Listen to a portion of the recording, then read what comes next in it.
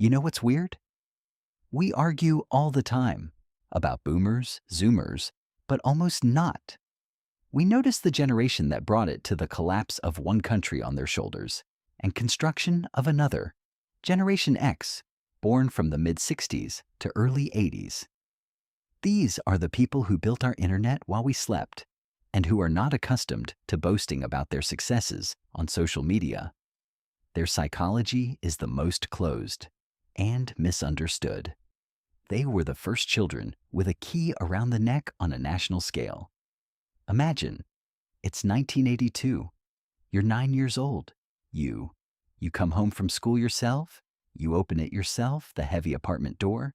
You heat the soup yourself on the gas stove. No cell phones, no smart homes. If you've lost key, it was a district-level tragedy.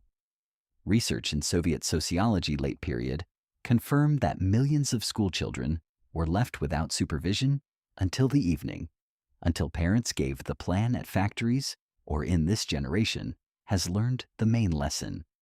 You can only rely on yourself. An empty apartment in a Khrushchev-era building taught them what follows every action, a result that cannot be rolled back or speak. When the parents returned from the shift, the rules of the game were extremely clear. Nobody asked about mental health or emotional resource. I stumbled and got a scolding. Immediately, without long conversations. Psychologists, they call it the direct environment responsibility. The X-brain has learned to instantly calculate risks. Therefore, they see a catch where young people see opportunities. This generation grew up listening slogans about indestructible stability. And then, before their eyes, this stability shattered into pieces. They saw how their parents, engineers, and scientists all at once ended up in checkered markets' shuttle bags. They were told, study well, and the state will provide for you. But the rules burned down along with the savings books in 91st. What's in the West called defensive pessimism, our Generation X is called healthy meaning. They are not cynics.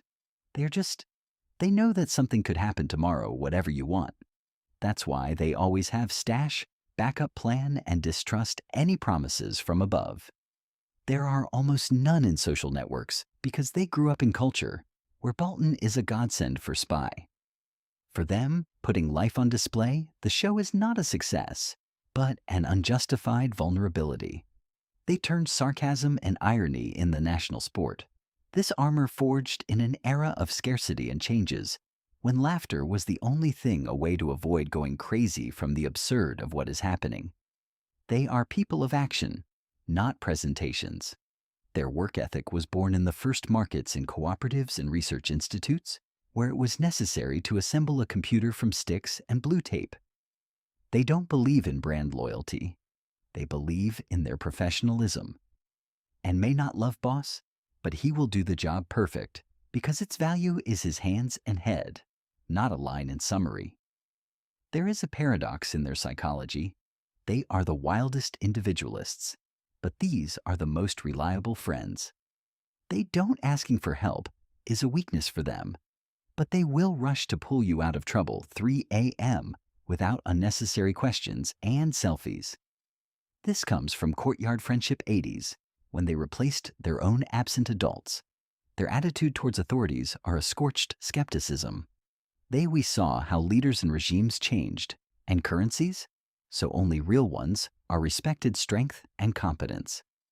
If you don't, you know how the process works. Yours, an MBA degree is simply too expensive for them. Paper. They've been through so much. Economic shocks from devaluation 90s until the 2008 crisis and beyond. That used to having 5 different skills on just in case. Psychologists note that they have an extreme level of self-sufficiency, turning into anxiety. They are brilliant, are coping with the crisis, but absolutely not know how to relax and delegate. Request for help for them is capitulation. They remember the value of information when the book I needed had to go to another one end of town or get it through acquaintances. Knowledge for them is a trophy obtained by a glitch and not the result of a click. They can still fix the faucet, rebuild the engine, or reinstall the system ourselves, because you need to call the masters just a waste of time.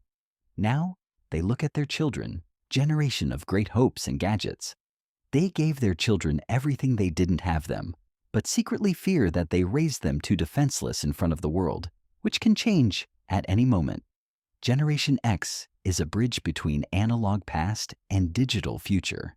They the last ones who can take silence for norm and not for the lack of content. They don't ask for recognition.